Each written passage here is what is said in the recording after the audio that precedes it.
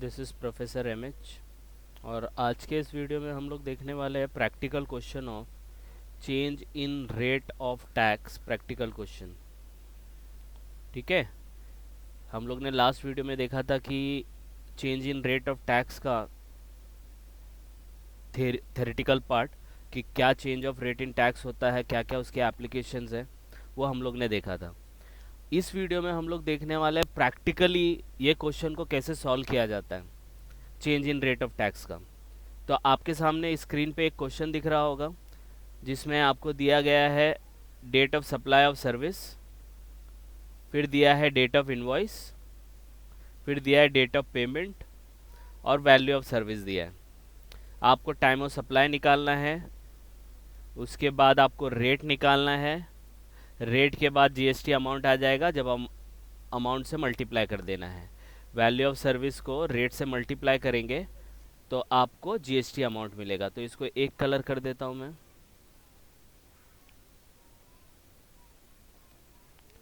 ठीक है। तो आपको जीएसटी अमाउंट मिलेगा। तो ये चीज़ इन्फॉर्मेशन दी है। और नीचे देखो क्या दिया गया है, date of rate of change. Rate change का डेट जो है दैट इज़ योर 13 अक्टूबर। ये आपको दिया गया है कि इस डेट को आपका रेट चेंज हो चुका है। और क्लियर कट देखो इन्फॉर्मेशन यहाँ पे दिया है, rate till 13th October 2019 was 5%. After 13th October 2019 is 18%। तो इसका मतलब क्या है कि 13 अक्टूबर 2019 तक आपका रेट 5% था। और 13 से आपका मतलब आफ्टर दैट, मतलब 14 से हम लोग अज्यूम करेंगे, 14 से आपका रेट कितना हो जाता है, 18% हो जाता है। तो ये एग्जाम में आपको क्लियर कट देगा, with effect from this date the rate had changed. तो यहाँ पे मैंने अपने हिसाब से यहाँ पे क्लियर कट आपको बताया है कि 13 अक्टूबर तक रेट था 5%, और आफ्टर 13 अक्टूबर मतलब 14 अक्टूबर से, ये याद रखना है आपको। आफ्टर 13 अक्टूबर का ये मतलब नहीं कि 13 को भी लेंगे, 13 तक 5% था। 13 के बाद मतलब 14 से कितना हो जाएगा, 18% हो जाएगा। तो यहाँ पे देखो आपको रेट दिख रहा है, क्लियर है। अब क्वेश्चन देख लेंगे। देखो हमारे पास तीन चीज़ है, supply of service, invoice, payment. तो इसको हम लोग एब्रीवेटेड कर देंगे।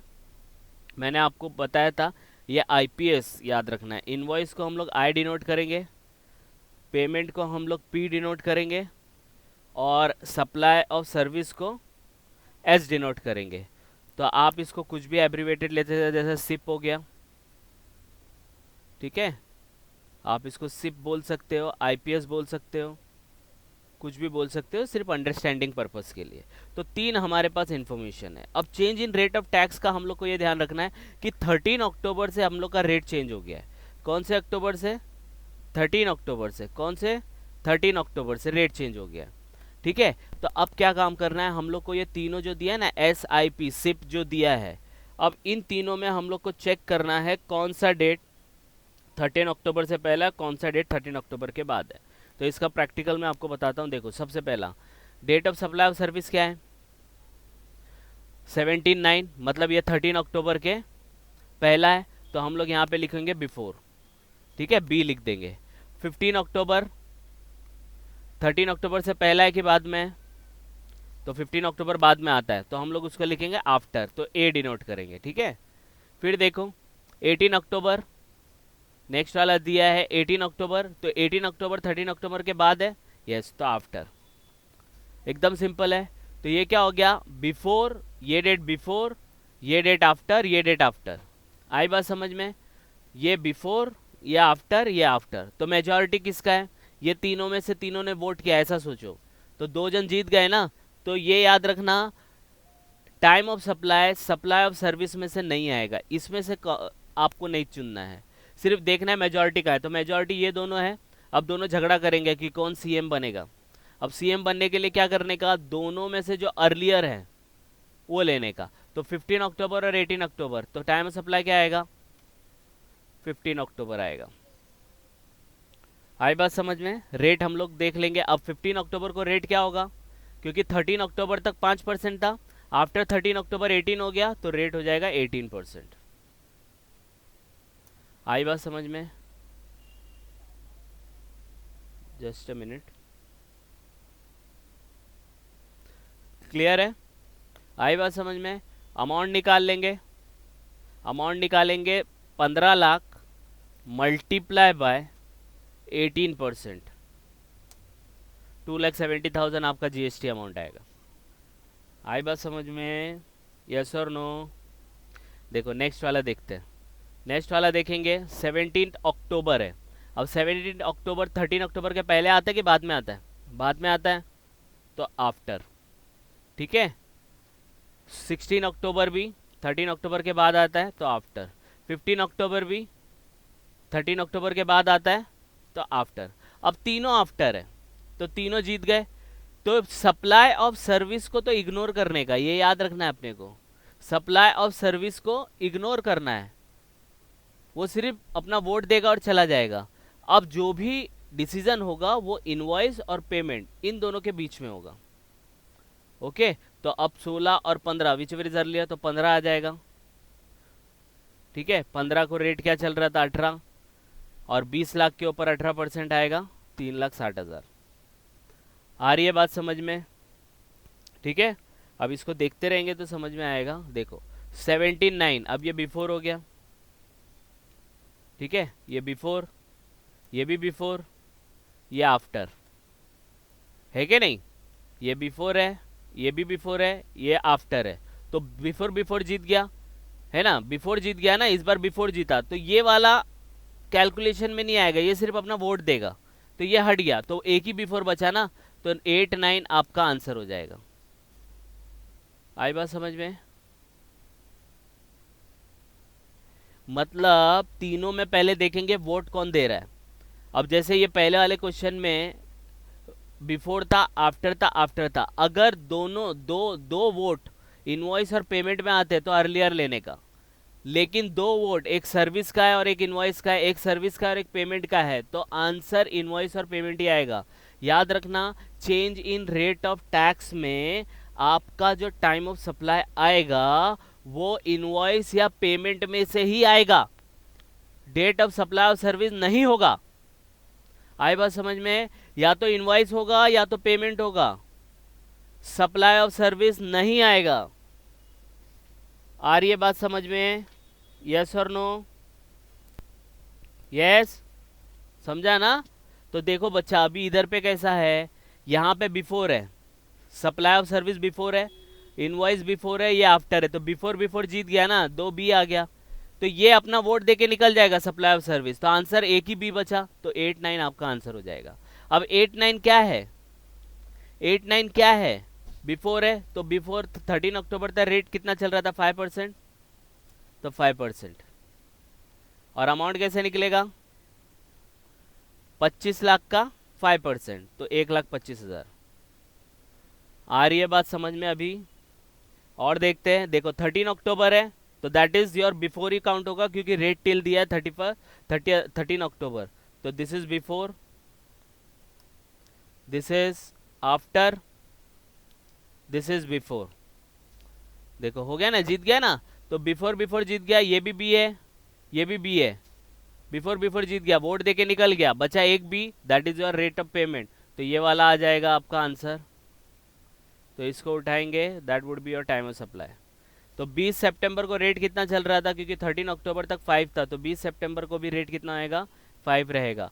30 लाख पे 5%, ये 30 लाख और ये 5%। ये देखो ना, कलर से पहचानना, value of service multiply by rate, आपको जीएसटी अमाउंट मिलेगा। आ रही है बात समझ में? समझा नहीं समझा?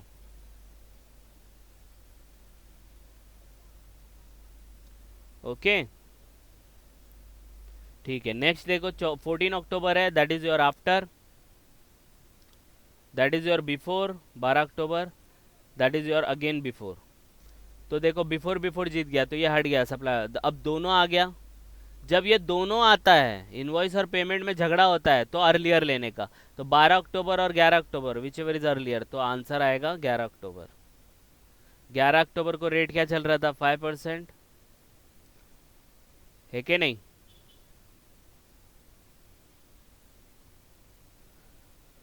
अमाउंट आएगा 40 लाख पे 5%, तो 2 लाख आएगा। समझ में आ रही है बात? यस और नो? ये आपका आंसर है। नेक्स्ट देखो, 15 October that is your after, 10 October that is your before, 16 October that is your after. अब आफ्टर आफ्टर जीत गया तो ये बिफोर के तो काउंटिंग होगा नहीं, और ये अपना वोट देके चला गया तो बचा क्या, ये वाला, ये तो पेमेंट वाला आ जाएगा। तो 16 अक्टूबर, 16 अक्टूबर में रेट कितना था, 18% था। आंसर आएगा 6,30,000।